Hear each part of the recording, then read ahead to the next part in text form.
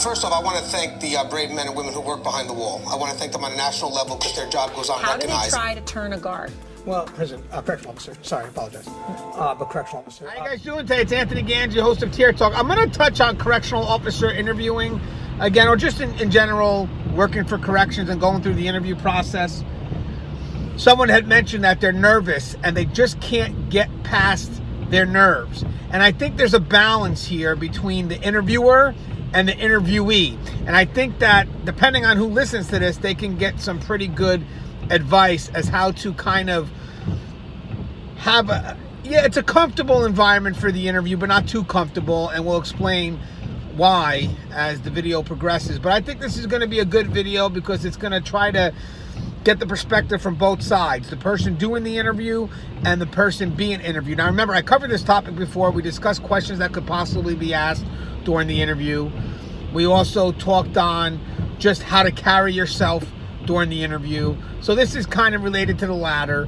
And I think this will be some good advice because we're going to highlight both perspectives, the interviewer and the interviewee, and see if there's a middle road. So obviously this is going to be welcome to comments. Please comment, because a lot of people that follow this channel are people trying to get into the field or are already in the field looking to move up. Because remember, in corrections, you're going to go through a lot of interviews.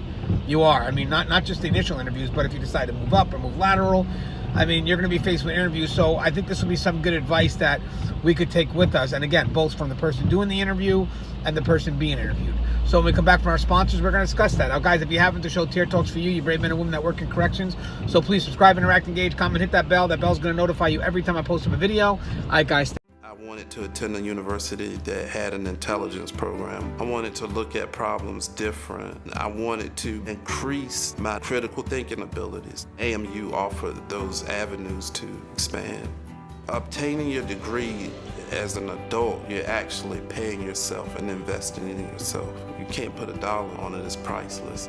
It's something that can never be taken away from you. American Military University. Learn from the leader. Thank you guys for listening to my sponsor. You know, a lot of people get nervous during the interview process. A lot of people get nervous taking the test.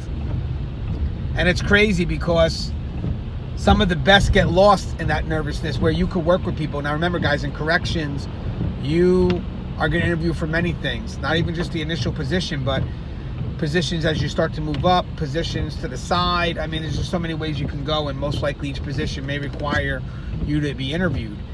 And we could work with a lot of employees that are great, and we know they're great for the job. We've worked with them. We know how they work, and we know who they are.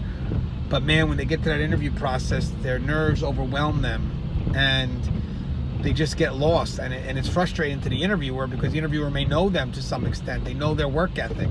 Maybe they supervised them at one point. And you know this person's better than that, but there's only so much you can do because you have to keep the interviews fair.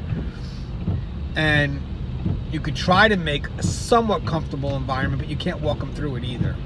You know, you do want to give them an environment where they feel free to be the best that they can be, but I also cannot give you my hand as an interviewer and guide you through the questions and make it too comfortable, because especially in corrections, you need to be able to make snap decisions. You need to be able to adapt and adjust. And the concern here is that if you can't make it past the interview, and if you're getting overly whelmed and nervous, the interviewer is going to be looking at you like maybe this position isn't for you.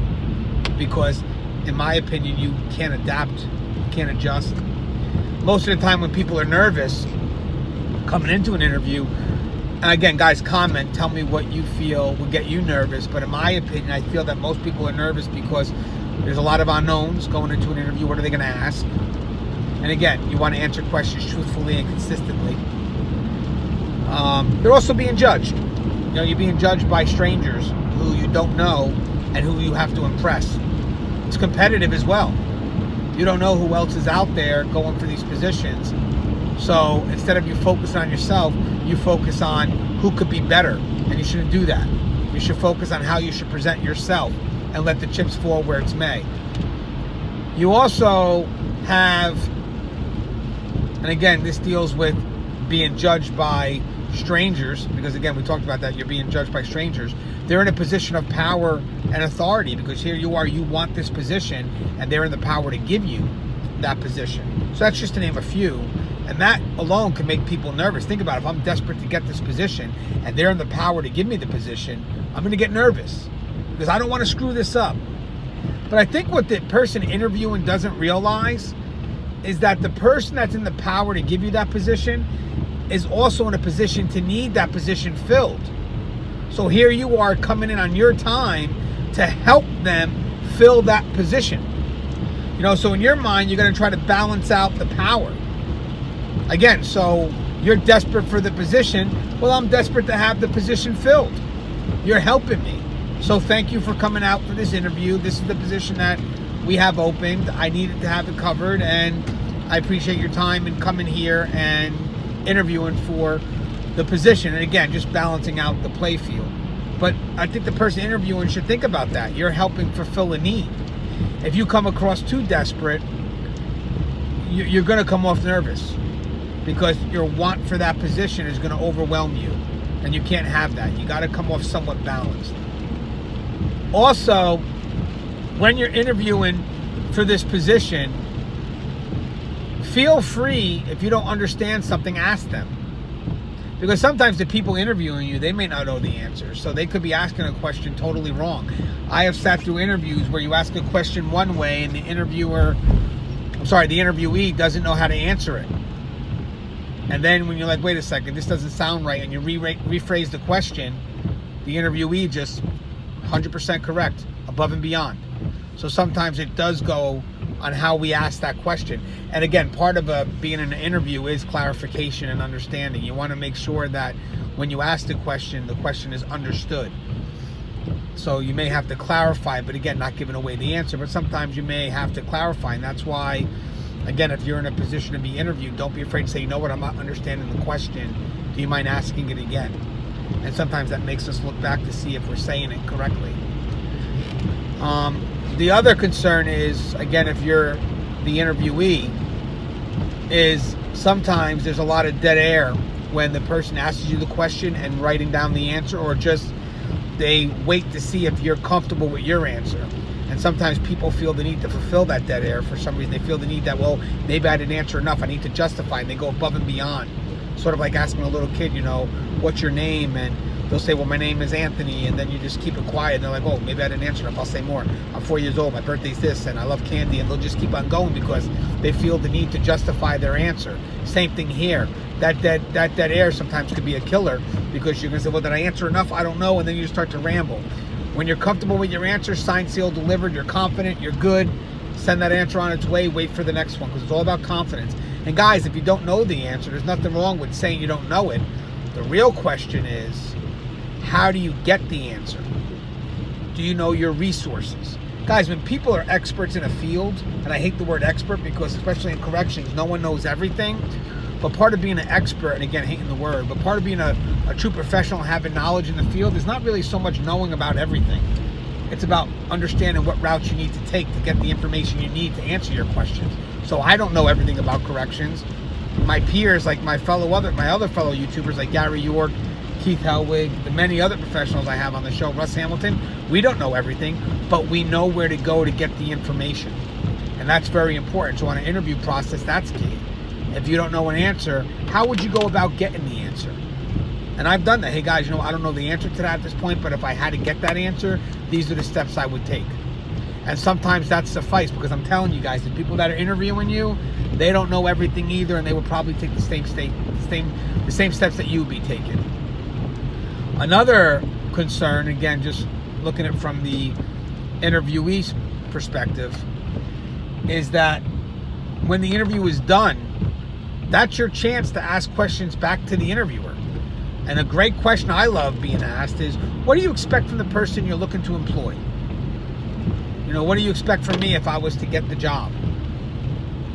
And what's it like working in this environment? Maybe tell me a little bit about what you think would be different about this environment that I haven't faced yet. And it's funny, guys, that brings me to another thing. When you're interviewing, or at least for initial position in corrections, you may never have set foot in a prison. So it's good to follow these channels like Tear Talk, True Prison Stories, which is Gary York, Cops and Corrections, Keith Helwig. My boy Russ Hamilton comes on the show a lot.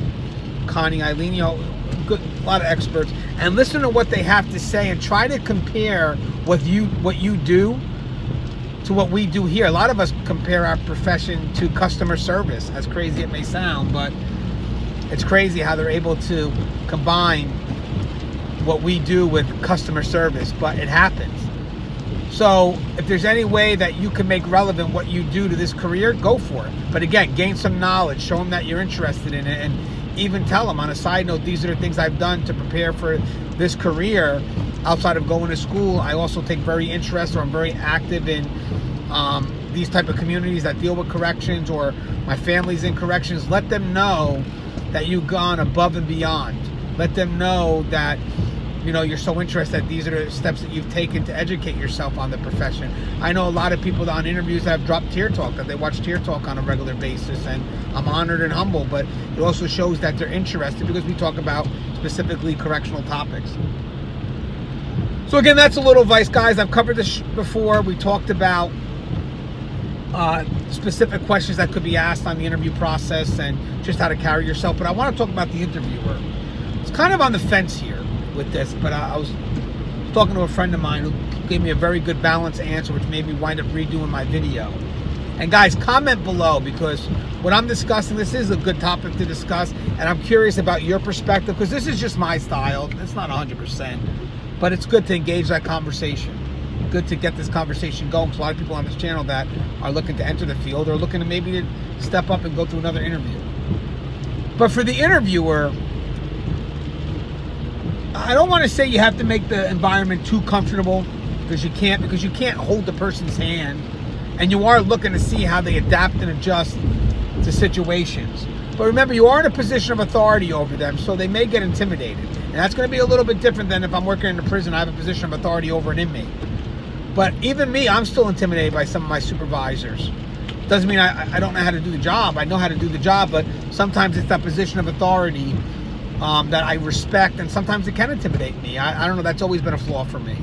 At least until I get to know somebody, but I do see them by their position first. And then eventually we get to know somebody, but I always have the respect of their position in the back of my mind. But sometimes people will come into that interview and they're going to be intimidated just by your position of authority, the power that you have in granting them what they want. And I think maybe if there's a way we can get around that by thanking them for coming to the interview. Again, keeping things professional, not looking to blur the lines, but letting them know that their coming to the interview is appreciated, that they're helping fulfill a need. And then at that point, hopefully that alleviates some of the nervousness, and it gives us a chance to bring out the best of that individual. Because again, I've seen the best fail at interviews because they feel for some reason intimidated. And again, I know you want to be able to not walk them through it. You want to be able not to make it too comfortable. But I think if we just say something out in the open, and again, if you still call it intimidating, it is what it is, but just something in the open and try to neutralize it a little bit, you may find out that you're going to get the best from these individuals. And that's when the people that really are qualified for the position, because they've done it, they know it, and it goes past, the test and the interview. This is like, I've worked with this person, I know they're good, but for some reason, damn it, they just don't do well on these interviews, or they don't do well on these tests. That may be a good chance to break that barrier and alleviate some of their nervousness. But if you can't do it at that point, I wouldn't go any further. You can't walk them through it. And if they're nervous, I'm sorry, that's got to be something totally different that we're not going to be able to address at this interview. And the reason why you can't get the position is not so much the fact that you don't know the job, because you do know the job. But the concern is, can you handle the pressures of the job? That's why there has to be that balance between, as an interviewer, I want to present some level of comfortability so you're able to answer your questions that's being asked of you, and I'm able to get the best of you, but I'm not going to walk you through it. I'm not going to hold your hand. You're going to have some level of responsibility over dealing with those nerves. Because at the end of the day, in this profession, if you can't deal with the nerves on your own, you're not good for this position. But I would love your thoughts, guys. This was just a dialogue that I wanted to have because a lot of people are sending me these messages, and I wanted to send another video, and these videos are well taken. I love the other two videos we did. I love the responses. I love the engagement, because I'm sure some people have a different perspective, but send it out respectfully, because I'm not perfect, because I'm kind of on the fence of how I am as an interviewer, because I really do try to make the environment comfortable so I can get the best from the individual. But some people will argue, you know what, Gangi? You got to be a little bit more aggressive, because in this environment, you can't walk them through it, and I see that. So I'm trying to see where that balance is. But again, just a topic worth mentioning. As always, guys, the show's here. If you haven't, please subscribe, interact, engage, comment, hit that bell. That bell is going to notify you every time I post a video. Stay safe.